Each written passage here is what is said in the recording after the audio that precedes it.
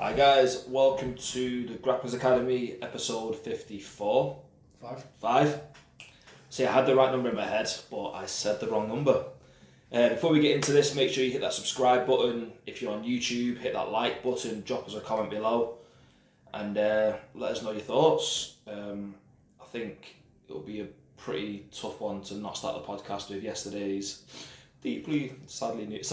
The boy band is broken up. I reckon there'll be like a 10-year later Spice Girls type reunion. Who does that make? Well, Craig Jones wears a leopard print, doesn't he? So he's going to be Scary Spice. But Scary Spice? No. I was thinking of Jerry Spice. Jerry Spice. You got Jerry on the bread. I think he's ginger. I've got to say, Craig is definitely Scary Spice. Scary Spice. Yeah. I reckon Nicky Ryan's... It's got to be Baby Spice, yeah, hasn't it? straight away. It's got to be. Nicky Rod, Sporty Spice. Yeah. Gordon Ryan's definitely Jerry Halliwell, because that's the one that nobody likes and seems to sort of gone their own way. And then by process of default, that makes Gary Tone and Posh Spice. I mean, he's made some interesting fashion statements. That's not a bad shout. If anybody can do a mock-up of that would be funny as fuck. Logue, expect the message. Completely no context to any of that if you've not seen it on social media. The Danaher Death Squad, John Danaher's boys, have split up because it sounds like Gordon Ryan's fallen out with everybody in the band. I thought the post from Craig Jones where he had the picture of him, Nicky Ryan, Nicky Rod and Ethan Krallenstein, and the caption said, it looks like the B squad's going to be sticking around to train. I really think that something was said from either Gary or Gordon about their status within the Death Squad. Interesting with them both being over at one championship, whether there was any suggestions with the training schedules about there being more MMA focused grappling on there. But going off what Gordon was saying when he was commentating on the ADCC match from the other week, which I just got around to watching this week, he was essentially saying that they train ADCC rules all year round, and then if they've got a comp coming up, training then specifically for that, like in the build up to the match. So, sounds like there isn't, well, I know they're both doing a bit of MMA, but it sounds like there's probably less of a focus on MMA and more of a focus on the ADCC rule set, with that kind of being like the crowning glory of the grappling world every couple of years. I'd probably argue though that ADCC rule set is probably the closest rule set to MMA, like with the encourage the stand-up aspects. You get warned pretty frequently if you're not attacking, so it does kind of make sense as well, doesn't it, for if they do want to transition, they've got that sort of grappling background already in them. Yeah, definitely. The ADCC rule set, like we've spoken about before, it's one of my personal favourite rule sets. It does make for exciting matches. Yeah. Like, it was really refreshing to see some exciting grappling the other week, but that is what it is. It is grappling, not necessarily jiu-jitsu. Yeah. It's just been taken over by jiu-jitsu guys winning it mostly, but it is, or always was, a tournament for wrestlers and all the sorts of grapplers from MMA backgrounds as well. And it's just always exciting. It just provides a good rule set for a good platform for exciting matches with a bit more freedom rather than worrying about being on the receiving end of negative points. Yeah. Like I said, I do quite like the negative 2 points if you pull guard. Yeah. Because, like I say, if you're going to do that, you've got to have confidence in the fact that you're going to chase and attack from there.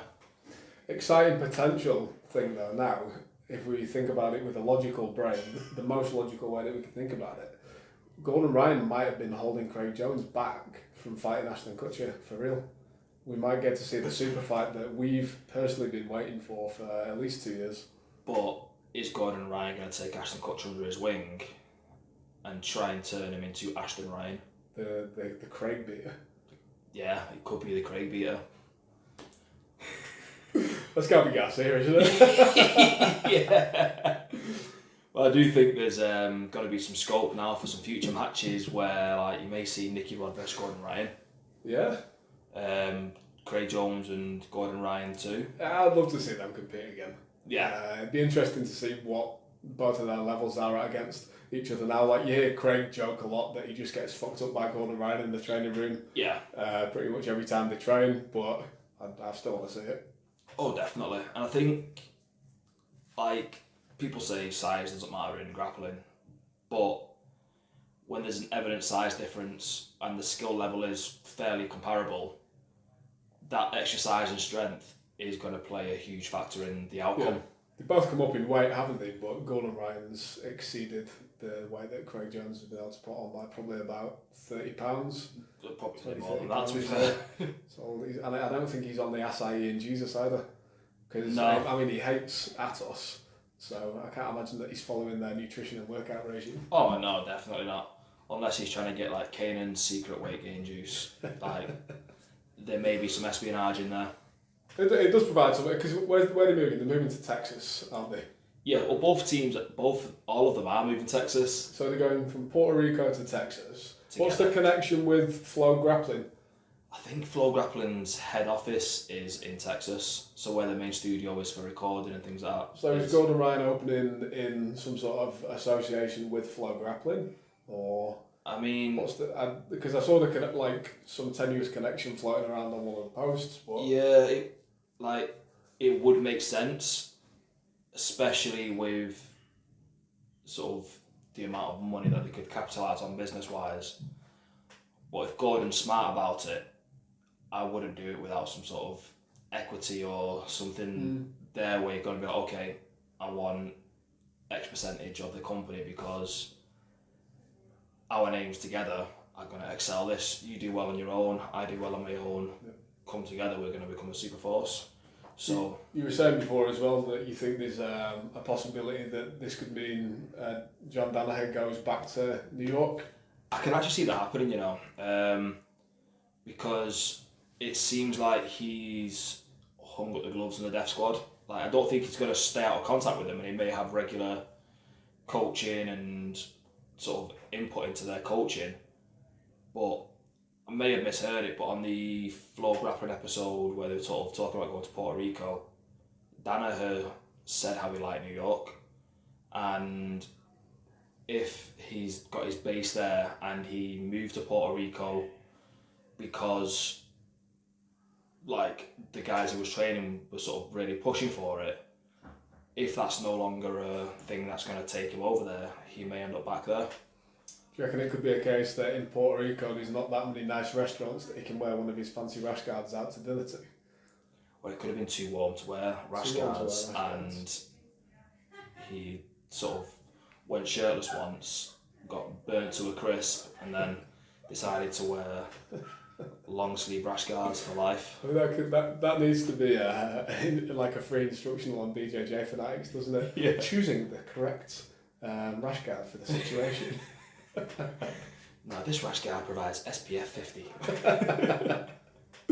Yeah, it'd be good though, because if they do split and there's matches where they come up against each other and Danaher's coaching in one of their corners, you know, knowing their games inside out, is that going to provide a different level of insight into how they play? Obviously they all know each other well enough to know what their strengths and weaknesses are. I don't know, with the way that Jiu-Jitsu works, it's interesting to sometimes have a proper match-up with some of your main training partners. Yeah. You train with each other day in, day out. Like, are they going to be like pretty stalemate matches because they know each other's styles and what to shut down? Or does that mean it's going to be a bit more exciting? Because we saw Gordon versus Gary Tonin in ADCC. Yeah. Massive weight difference, albeit, but again, that had the potential to be quite an exciting match. Didn't work out that way. No. But like, it'll be interesting as well, on top of that, to see how their training gets affected without someone leading the room, or who's going to become their coaching figure now in their new gyms. They're all going to end up on OnlyFans with Craig Jones. Shit. Everyone's going to become the Craig beater. Quite literally. the human centipede of the grappling world. We'll know the answer when we see Gordon Ryan. Nicky Rod, Nicky Ryan, and Ethan Cronstein all wearing leopard print pants. I mean, we'll know who the boss is then. They're the surviving Spice Girls. Yeah. But I've not checked on Gary Tolan's Instagram or anything yet because I don't know if he's posted anything up. So I just thought it was interesting the wording that Gordon Ryan decided to use for his statement about it, where he said, "Moving to Texas for those who've decided to follow me." And when I saw that, I was like, "Who do you think you actually are? Like, you're good at grappling, but you're coming across as a dick." My disciples. Yeah. It's almost as if he's created that team, whereas without Danaher, would he have got to the same level? Would he have the same insight? Like, if he ended up going through Galbao's door, he'd be a different athlete. If he trained more with Keenan early in his journey, probably be a gi athlete. Yeah. Like, so Danaher has made that team. Yeah, it's coming across as if Gordon feels like he's transcended it and he's above the rest of them. Yeah. And there's no other way that it's coming across at the moment. Yeah, I mean, there's definitely going to be an interview on Flow Grappling from somebody with this. I wonder who gets the interview first, Gordon. Yeah. More like Flow Grappling. Maybe they'll do the one where they get them up on the like they were doing over lockdown, get them both on Zoom on the call and get them to have a massive argument. The thing is though, like I can see the others sort of almost like Craig Jones interviews really well. He lets the other party sort of get their piece gone, but I can see Gordon just interrupting at every first sentence. That being said, like all of this, regardless of what is going on, Gordon Ryan is known for having a history of like contradictory statements that then stuff comes out later down the line that basically completely goes against what you were saying originally and just does it to drum up attention. Oh yeah, 100%. So retired from grappling twice now. I think now he's talking about coming back to competing again because he's got his issues sorted out with his stomach, or he's on the way to having his issues sorted out with his stomach. Is this just another one of those draw more attention about myself because I'm going opening up this new school and I just want to have more eyes on me to boost the platform of that? That's not a stupid thing to do. No. Because it's obviously going to get more eyes on him for whatever he's doing next. But you just got to think with the way that we can like see Craig Jones putting himself out that he's pretty like happy-go-lucky about stuff. I'd find it pretty hard-pressed to believe that he's going to have a massive falling out with somebody about something. Yeah. I can't see him taking anything too personally. Yeah. It'd be interesting. I've not really, because like Nicky Ryan's not posted anything about it, so I've not really seen too much apart from John's statement, Gordon's statement, and Craig Jones' statement, which then does kind of can lead me to believe as well where was the beef between Gordon and Craig, and that's kind of spilled over, and then sides have been picked because of what's been said. It's a great build-up for a rematch. I mean, is this the end game? Is there a bigger match in grappling? Yeah, have they just signed a contract with one for Gordon's next grappling match? John's going to be coaching them in separate rooms, and Craig's already picked his training partners. Now is Gary Tolan going to be Gordon's training partner with a few others? I mean, could just be a big super match at the end. They'll hug it out. Best friends again. Death Squad's back. The prize isn't a belt or money. It's John Danaher's coveted favourite rash guard goes to the winner. I mean, what better prize in grappling is there? Wrapped in a knife. Oh, sorry, wrapped around the knife. Wrapped in a knife, yeah. And the winner's going to use that knife to behead the defeated opponent. I mean, I quite like Craig Jones, so does that mean picking my side who I think's going to win? Can you imagine that was the match where Craig Jones does it? I genuinely think he has the ability to do it. You know for a fact that Gordon would let his leg get ripped off. Yeah. Not to lose in that match. Yeah. Yeah. But that's not the way you'd go against someone of that level. Like, it's always sleep. Like, just put him to sleep, because you can continue with an injured limb, but if you're unconscious... Well, if we're believing Vinny Mangalesh, then leg locks don't work. I mean, as we've seen. As we've definitely seen, like... Although he's not competed since, has he? I'll let that comment on that. That was disgusting. What else shit in the world of grappling? That's probably pretty much the most exciting news you've had for a while. Yeah, to be fair, it is. Like, had a couple of comps this weekend in the UK. Yeah, there was. From what I've seen, there were some great highlights. I had one of my guys competing and come away with silver in his first comp, so really happy with that. Landed a... What belt was that? Beginner. Like, he's only been with us not long at all. Probably got an accumulative training time of 3 months, 4 months. Nice. See, because I get asked the question a lot, and I'm sure you get asked it as well. Like, people wanting to compete. Like, when should I start competing? Pretty much as soon as. Yeah, as soon as you want. Yeah. Like, you're never going to be ready for your first comp, so you've just got to get in there and get it done. Yeah. If you win or lose, nobody cares.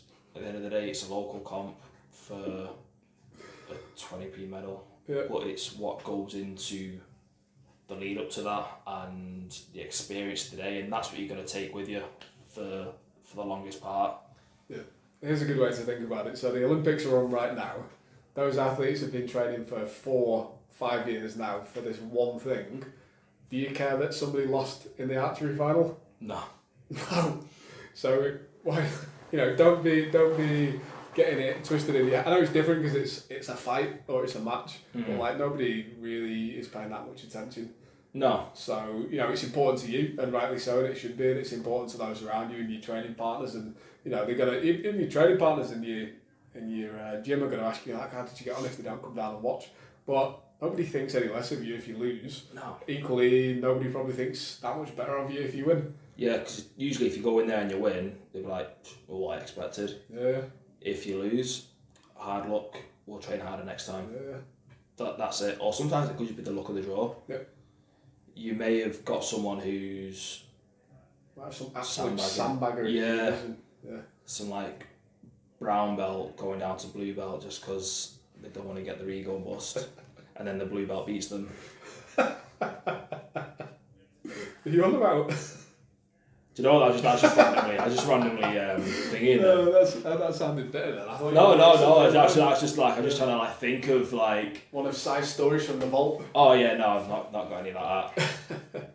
Like, but there are some killer blue belts out there, killer purple belts out there who will go through a lot of UK's, the world's black belts. Blue belt's a pretty fucked up belt, isn't it? Because like, a lot of blue belts are beginners. Yeah. And there's some blue belts that are fucking savages. Yeah.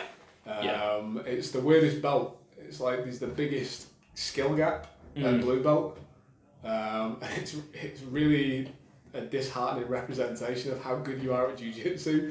If you're in that blue belt division and you knew, you might just get mauled off somebody. Right. First week of blue belt, go to a comp, you go against a 4-year veteran blue belt who's been training 6 days a week, and his coach might not have promoted him yet because he aspires to compete on the world stage. Yeah. So they're kind of like, well, I understand the levels are a little bit different to the local, so we're going to hold him back a bit.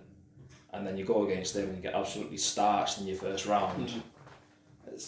It's not going to be the easiest to take. No, I mean, I think if you're coming up against somebody like that and you're getting beat and you know, a fairly casual trainer who trains like 2-3 times a week, you shouldn't be getting too stressed out about that. No. You're probably going to have a happy smiley picture with your silver medal on the podium. Walks on the mat with a blue belt so faded it looks white again. But yeah, it's weird, isn't it? It's like that. It is the belt where I think there's probably the biggest skill gap. Yeah. I don't know. Do you think there's a different belt that has a bigger skill gap difference? Aside from you can't really say black belt, yeah. You could say black belt because like you've got absolute world championship level black belt. And then you've got some like time served black belt. Yeah. That's probably a fair statement. But like those extreme examples, I suppose this is an extreme example as well, isn't it? Yeah. I think as a generalisation, there's probably a bigger skill gap at blue belt than there is at black belt. Yeah, I probably would because the knowledge is still going to be there at black belt. Yeah. You just might not be competition sharp. Whereas with blue belt, that more seasoned blue belt's going to have more knowledge and experience. Yeah. So it is sort of going to play. I think it's a bigger skill gap. Yeah, and I suppose at black belt as well, if that athleticism comes into factor as well, doesn't it? You might be a really knowledgeable black belt coach versus like literally somebody who's competing at world championship level and is an athlete who's 20 years younger. Yeah. Well, like back to the Death Squad, they're a prime example of that. Like Danaher, like vocally has bad hips, bad knee. He's riddled with injuries, so he can't roll to the same extent. But his knowledge of the ground game is phenomenal. Yet put him against a competitive black belt with less than half of his experience, and he might not come out as well. Yeah.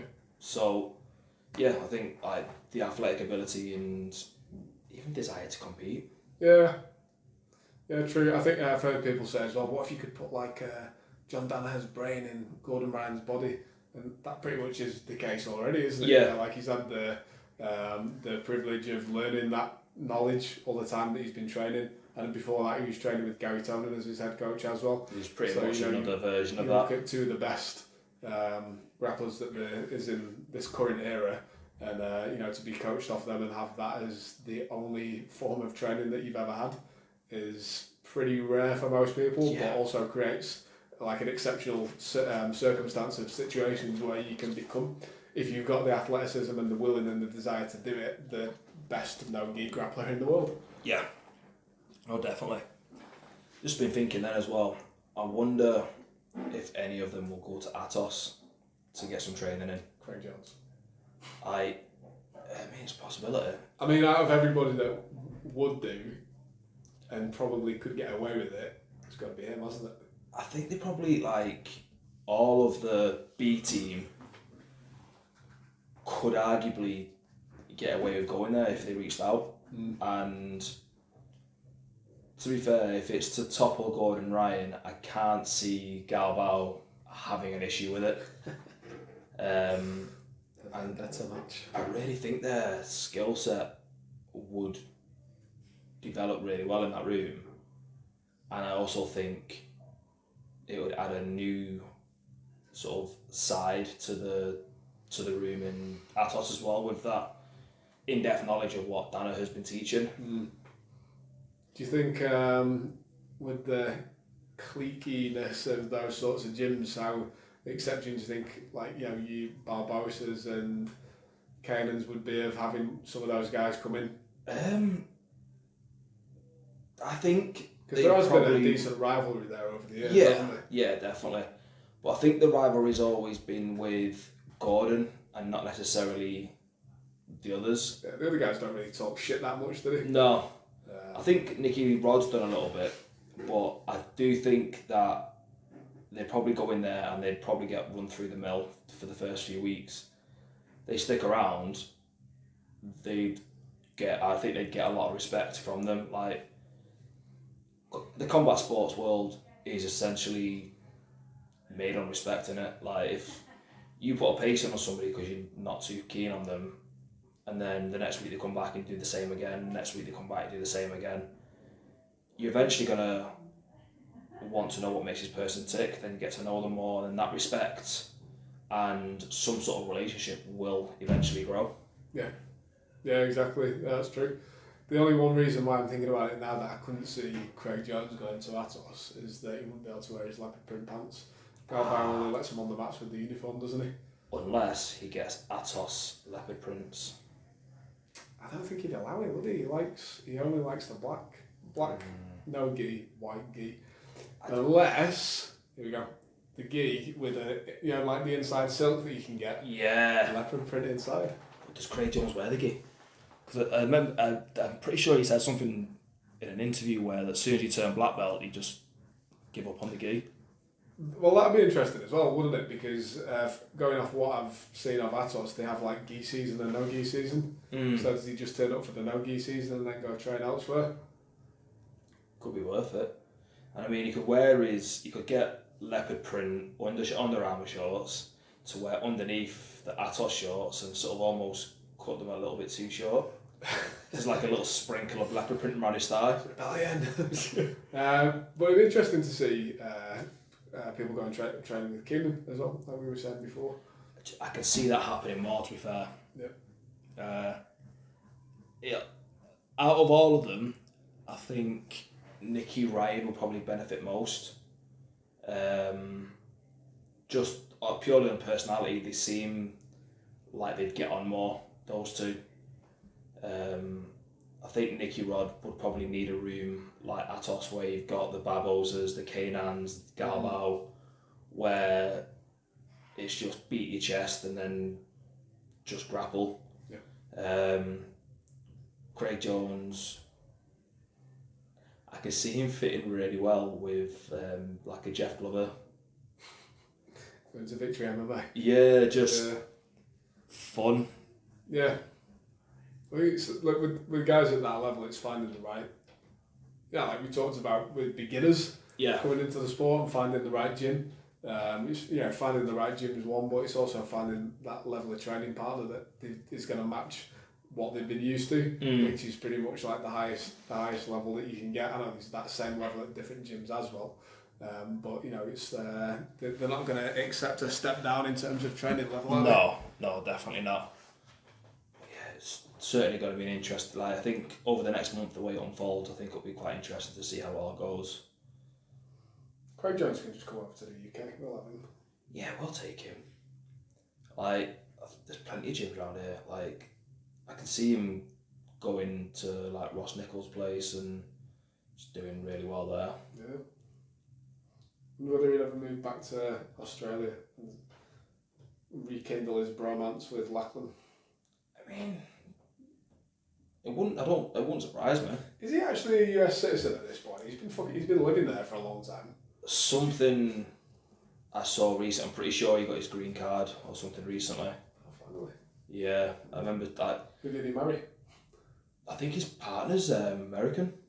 Alright, okay. Cool. So I think that may have helped it. Yeah, for all you fans of Craig Jones's OnlyFans, I think it's all a lie. He does have a girlfriend or a wife, doesn't he? I think we just broke a few. I can hear all the hearts shattering now as we said that. Everybody out there waiting for the next instructional, the Craig beater.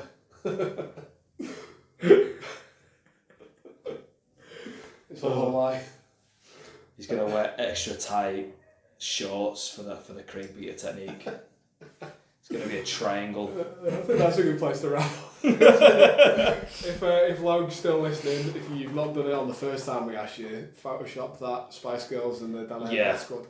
Who does that make John Danaher though? We didn't include him in that. He's the manager of the Spice Girls movie, isn't he? He can drive he can be the guy. He's the bus driver. Yeah. Or is he was Simon Cowell involved in them? I don't know, fuck it. Yeah, fuck it. Just make him Simon Simon Cowell. Yeah. Make him Simon Just Cowell. put him on the side. Yeah. Or is the creep man in the background staring over a bush? On that note, we'll see you guys next week. Don't forget to hit that like button, subscribe button and share. The Bonafide PT, coached by Size, the Grapplers Academy.